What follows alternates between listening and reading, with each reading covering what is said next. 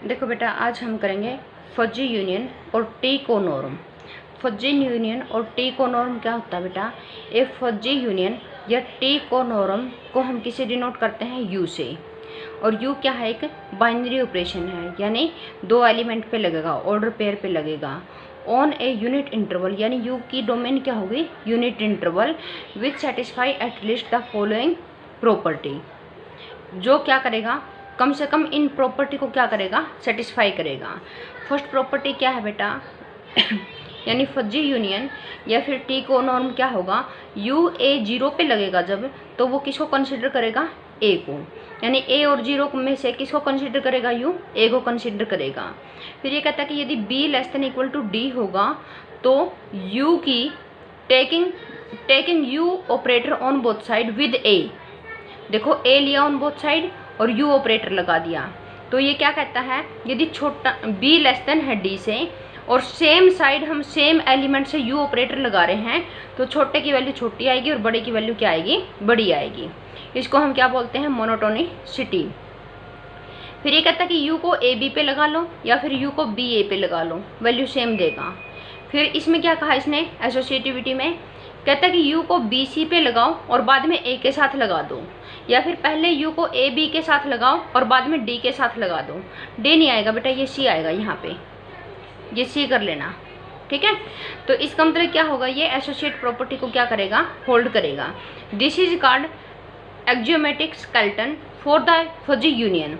तो इन चार प्रॉपर्टी को हम क्या बोलते हैं? एक्जियोमेट्रिक स्केलेटन बोलते हैं।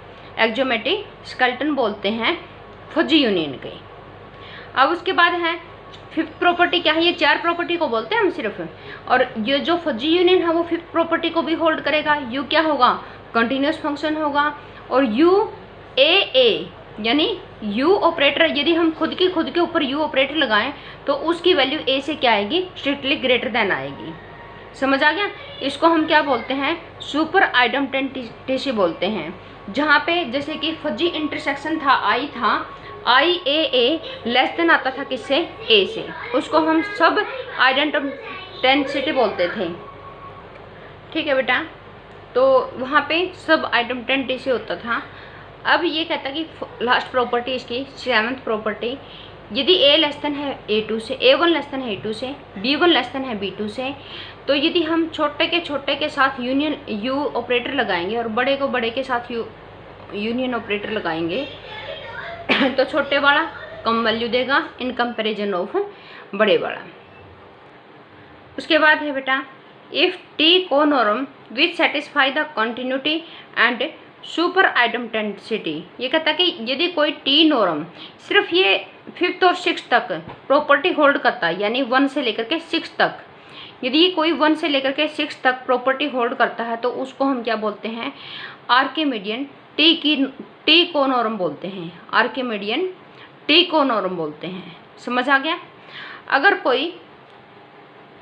अगर कोई यूनियन फजी यूनियन या फिर टी की नोरम्स सेवन्थ प्रॉपर्टी को भी होल्ड करता है, 6 तो करता है यानी 7th को भी करता है, तो उसको हम क्या बोलते हैं? Strictly monotonicity. समझ आ क्या? 7th प्रॉपर्टी को हम क्या बोलते हैं? Strictly monotonicity. और उस ऑपरेटर को फिर हम क्या बोलेंगे? Strictly Archimedean T conorm. तो आर्किमिडियन टी कोनोरम यहाँ तक की कितनी प्रॉपर्टी सेटिस्फाई होनी चाहिए? 6। समझ आ गया? ये 6 यहाँ से लेकर के और यहाँ तक ये 6 प्रॉपर्टी। अगर कंप्लीट 7 प्रॉपर्टी होल्ड करती है तो उसको हम फिर बोल देते हैं स्ट्रिक्टली आर्किमिडियन टी कोनोरम। आगे नेक्स्ट है theorem 3.14, standard fuzzy union is called the only identity T conorms. ये कहता है अगर ये जो टी कोनोरम्स है बेटा, ये कौन सी प्रॉपर्टी को होल्ड करता है? सुपर आइडेंटिटी को होल्ड करता है, सुपर को, यानी आइडेंटिटी को नहीं होल्ड करता ये। फिर ये कहता है कि अगर कोई टी कोनोरम आइडेंटिटी प्रॉपर्टी में क्या डिफरेंस होता है? यहाँ पे इक्वलिटी आ जाती है। यहाँ पे क्या आ जाती है? इक्वलिटी। यानी ये कहता है कि यदि यहाँ पे कोई टी कोनोरम इक्वलिटी होल्ड करेगा तो वो कौन सा होगा? स्टैंडर्ड फजी यूनियन होगा। समझ आ गया? तो कौन सा होगा? स्टैंडर्ड फजी यूनियन होगा। यदि कोई इक्वलिटी होल्ड करेगा यानी कोई आइडेंटिटी होगा तो, समझ आ गया? आइडेंटिटी होगा तो स्टैंडर्ड फजी यूनियन होगा, और स्टैंडर्ड फजी यूनियन है तो वो क्या करेगा? आइडेंटिटी टिकोनोरम होगा। चलो चेक करते हैं। The standard fuzzy union is defined as, standard fuzzy union क्या होता है बेटा? U of A B is equal to, standard fuzzy union क्या होता है जो हमने फर्स्ट यूनिट में ही पढ़ चुके थे, मैक्सिमम ऑफ ए और बी, ए और बी में से जो मैक्सिमम होगा वही हम यू ए बी की वैल्यू लेंगे, तो ये यूनियन होता है, और इंटरसेक्शन में मिनिमम लेते हैं। क्लियरली यू क्या है बेटा? यहाँ पे क्लियरली यू इज आइडेंटिटी। कैसे? यदि हम यहाँ पे ए ले लेंगे तो यहाँ पे भी ए लेना पड़ेगा, तो ए का मैक्सिमम क्या आएगा? ए ही तो आएगा। तो देयरफॉर यहाँ से देखो यू ए मैक्सिमम ऑफ ए हो जाएगा, और मैक्सिमम ऑफ ए क्या होगा? ए होगा।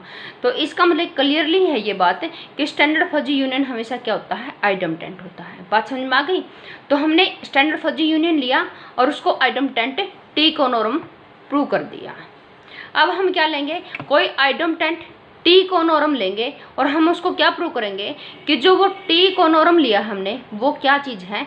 फजी स्टैंडर्ड यूनियन ही है। बात समझ में आ गई? इससे हमारा क्या प्रूव हुआ? इससे हमारा ये प्रूव हुआ कि स्टैंडर्ड फजी यूनियन सिर्फ हमारे पास स्टैंडर्ड फजी यूनियन ही है जो क्या होगा? आइडेंटिटी टिकोनोरम होगा। समझ आ गई इतनी बात?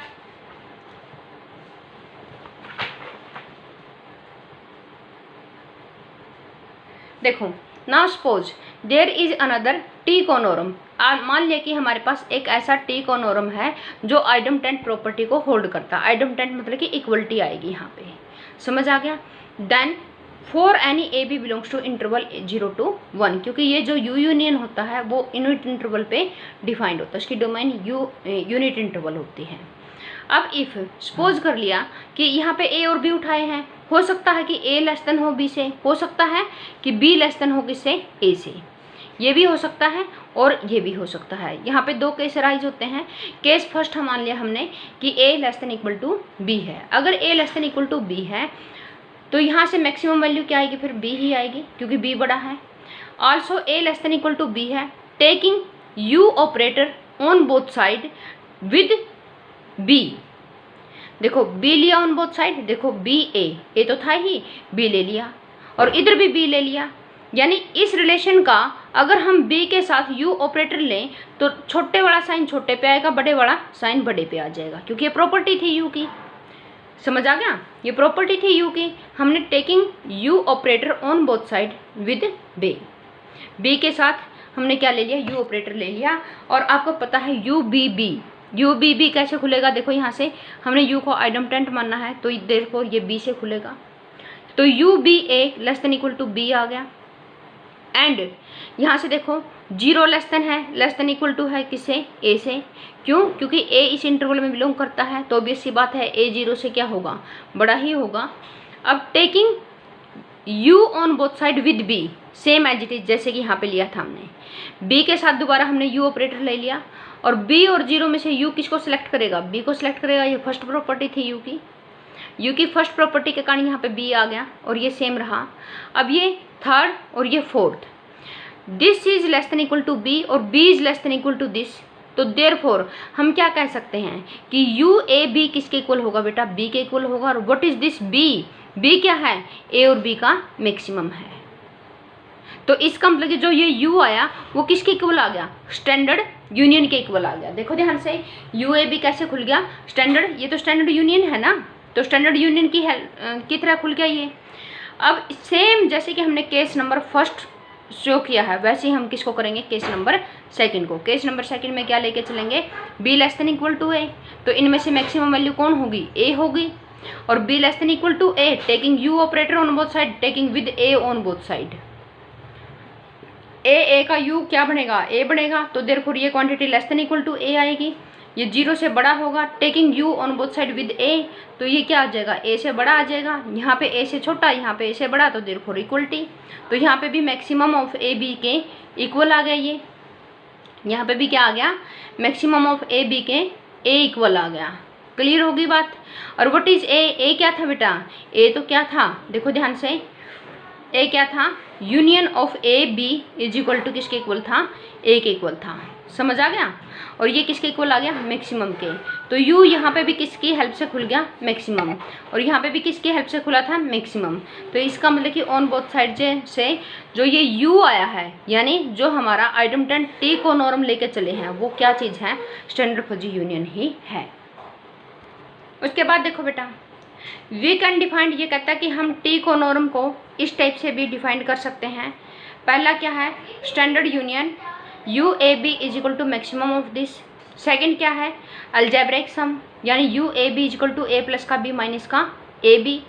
थर्ड क्या है, बाउंडेड सम, इसको कैसे डिफाइंड करते हैं, U A B is equal to minimum of 1 A plus का बी।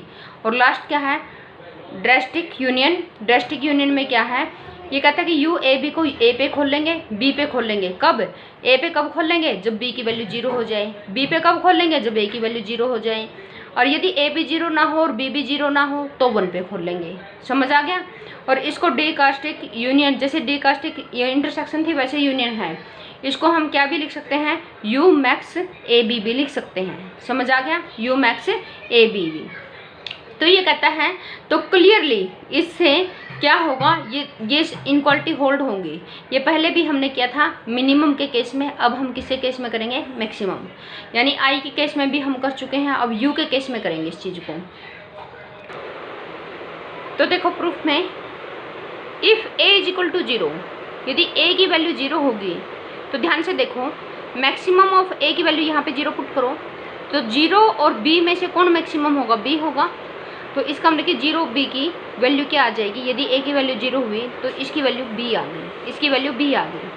और यहाँ पे देखो, अगर ए की वैल्यू यहाँ पे 0 पुट करो तो भी तो बी आएगा बेटा। देखो यहाँ पे 0, यहाँ पे भी 0, तो देखो बी बचा, तो यहाँ पे भी बी आया, यहाँ पे भी बी आया, तो इक्वलिटी होल्ड होगी। देखो यहाँ पे इक्वल का रिलेशन है ना, तो ये कहता कि देन इक्वलिटी होल्ड हो जाएगी देन क्या हो जाएगी, इक्वलिटी होल्ड हो जाएगी।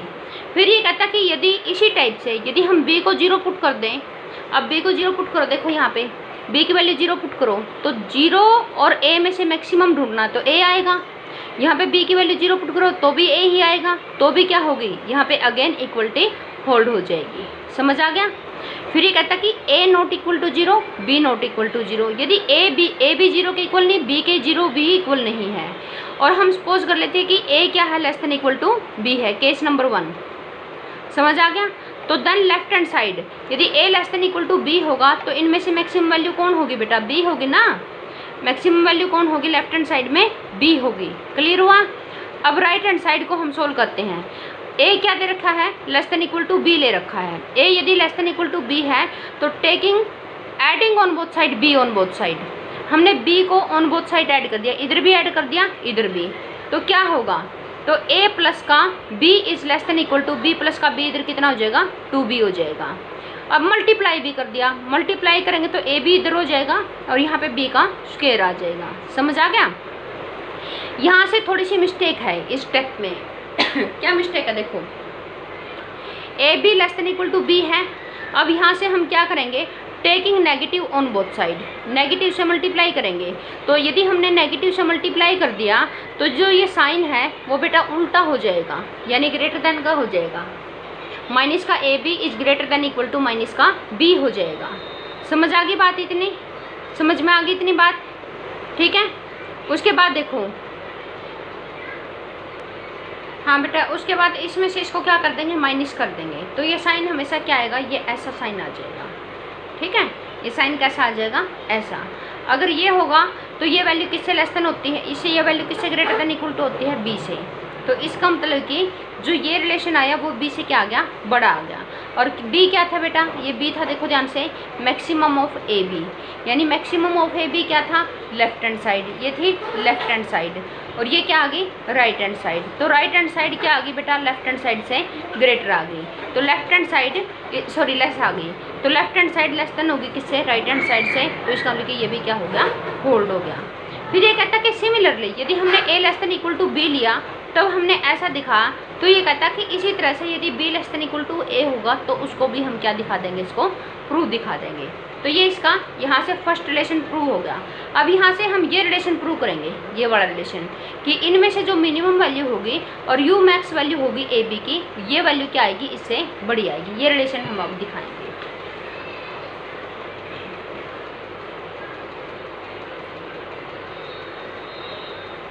देखो बेटा, इफ़ ए यदि हमने 0 ले लिया, अगर हमने ए को 0 लिया तो लेफ्ट हैंड साइड में यदि हम ए की वैल्यू 0 पुट कर देंगे, देखो यहाँ पे ए की वैल्यू 0 पुट करो बेटा, यहाँ पे तो 1 हो गया, ये 0 तो ये b आ गया, तो यानी मिनिमम ऑफ 1b बन गया।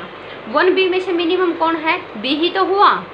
अब यहाँ पे भी वैल्यू पुट करो बेटा, a की वैल्यू 0, यानी u max 0b is equal to किसके इक्वल होगा, b के इक्वल।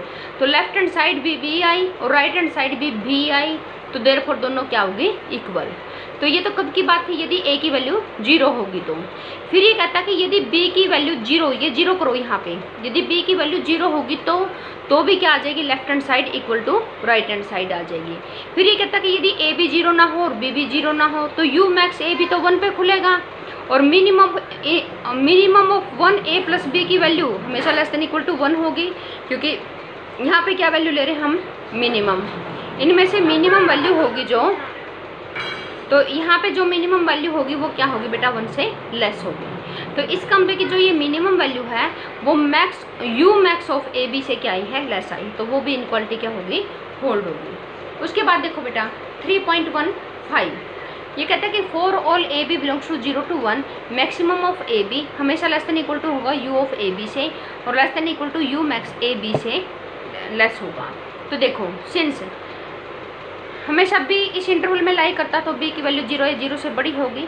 अब taking u on both side with a operator, sorry with a taking u operator on both side, यदि a के साथ u ऑपरेटर ले लिया तो 0 और 1 में से u को किसको सिलेक्ट करता है, a को, और यहाँ पे ये एज इट इज। उसके बाद अगर यहाँ पे a भी इसी इंटरवल में बिलोंग करता है तो 0 से बड़ा होगा वो भी। फिर यहाँ पे क्या ले लेंगे, देखो यहाँ पे 0 less than equal to b लिया तो a के साथ ऑपरेटर लिया u, यहाँ पे 0 less than equal to a लिया तो उल्टा कर देंगे, तो b के साथ u ऑपरेटर ले लेंगे। तो यहाँ से ये b को सिलेक्ट करेगा और u of b a is equal to u of a b के इक्वल हो जाएगा। तो देयरफॉर फर्स्ट और सेकंड से क्या आ जाएगी आपके पास कि maximum of A B is less than equal to किससे आ जाएगी, u ऑफ ए बी से। कैसे, ये कहता कि a की भी वैल्यू इससे लेस देन इक्वल टू होगी और यहाँ से b की भी value less than equal to होगी, तो इनमें से जो मैक्सिमम वैल्यू आएगी वो भी तो फिर u से लेस देन इक्वल टू हुआ। समझ आया। मैं अगर कहूँ कि x भी 10 से लेस देन इक्वल टू है, y भी 10 से लेस देन इक्वल टू है, तो x और y में से जो मैक्सिमम होगा वो भी तो 10 से लेस देन इक्वल टू रहेगा। बात समझ में आ गई। उसके बाद है बाउंड, ये था लोअर बाउंड। अब इसमें हम किसकी बात करेंगे, अपर बाउंड की। अपर बाउंड में इफ़ यदि a इक्वल टू 0 होगा, अगर a इक्वल टू 0 होगा, लोअर बाउंड मतलब कि ये वाला, इसके बारे में बात करें, और अपर बाउंड मतलब कि इसके बारे में। इसको हम अपर बाउंड बोलते हैं, इसको हम लोअर बाउंड बोलते हैं, क्योंकि u की सारी वैल्यू इन दोनों के बीच में लाई करती है। तो इस फंक्शन की ये लोअर बाउंड हुआ और ये अपर बाउंड हुआ। समझ आ गया, ये लोअर बाउंड है और ये क्या है, अपर बाउंड है। तो देयरफॉर अपर बाउंड के लिए कि हम क्या करेंगे, a इक्वल टू 0, तो u मैक्स 0 और b में से u किसको सिलेक्ट करेगा, फिर b को सिलेक्ट करेगा, और u 0 b क्या होता है, b के इक्वल ही होता है। तो देयरफॉर ये दोनों क्या हो गए, इक्वलिटी में आ गए। यदि b की वैल्यू 0 होगी तो b इक्वलिटी में आ जाएगी, तो वहाँ से a आ जाएगा। समझ आ गया। अगर b की वैल्यू 0 होगी तो वहाँ से क्या आ जाएगा, a, तो भी क्या हो जाएगा, इक्वलिटी में होल्ड हो जाएगा। फिर उसके बाद मान लिया कि a भी 0 नहीं है, b भी 0 नहीं है, तो u मैक्स तो 1 पे खुलेगा जा करके, और लेकिन u a भी हमेशा लेस देन इक्वल टू होगा 1 से। क्यों, क्योंकि जो ये u फंक्शन है उसकी रेंज ही कितनी है, 0 to 1 है, तो इसकी सारी वैल्यू 0 से बड़ी होंगी और 1 से छोटी होंगी, तो देयरफॉर 1 से लेस देन इक्वल टू, और ये 1 पे खुल रहा है, तो देयरफॉर इसकी वैल्यू क्या होगी, less than equal to u max of a b होगा। तो इस कमरे की स्टार और डबल स्टार से अगर हम देखें तो ये इक्वलिटी बिल्कुल होल्ड होती है। इसको हम बोलते हैं इसका लोअर बाउंड, इसको हम बोलते हैं इसका अपर बाउंड। इसके बाद जो ये थ्योरम है 3.16 थ्योरम है, ये मोस्ट इम्पोर्टेंट, क्योंकि ये कैरेक्टराइजेशन थ्योरम आपके टी नॉर्म्स के लिए भी आई है, यानी इंटरसेक्शन वाले के लिए भी आई है, और ये किसके लिए भी आएगी, टी को नॉर्म्स के लिए भी आएगी। तो ये मोस्ट इम्पोर्टेंट है बेटा, इसको बहुत ज़्यादा अच्छे से कर लेना। समझ आ गया? इसको बहुत ज़्यादा केयरफुली करना है, ये मोस्ट इम्पोर्टेंट है। दोनों ही थ्योरम टी नॉर्म्स के बेस के ऊपर भी आई थी और टी को नॉर्म्स के बेस के ऊपर भी है ये।